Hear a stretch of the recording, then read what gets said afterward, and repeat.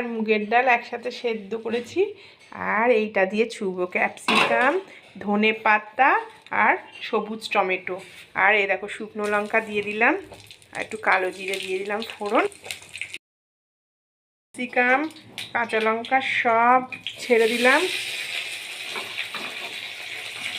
এটা আমি একটা নতুন ডাল শিখেছি নিজের মন মতো, দিয়ে একটু নাড়াচাড়া করবো, দিয়ে ডালটা করবো। আগে খেয়েছি, দিয়ে আমার মেয়ে বলছে অসাধারণ হয়েছে ডালটা, তার জন্য আগে তোমাদের সাথে একটু শেয়ার করলাম। ভাজা হচ্ছে, এবার ডালটা ছেড়ে দেব। ডালটা ছেড়ে দিয়ে দিলাম, আর হলুদ দিয়ে সেদ্ধ করেছি। এই হলো ডাল। এর সঙ্গে তোমরা পাঁপড় ভাজা খেতে পারো, আলু ভাজা খেতে পারো, পেঁয়াজ কলি আলু ভাজা খেতে পারো, মাখা হয় পেঁয়াজ আলু, সেটা খেতে পারো। পেঁয়াজ আলু মাখা। এই দেখো ডালটা অদ্ভুত খেতে হয়।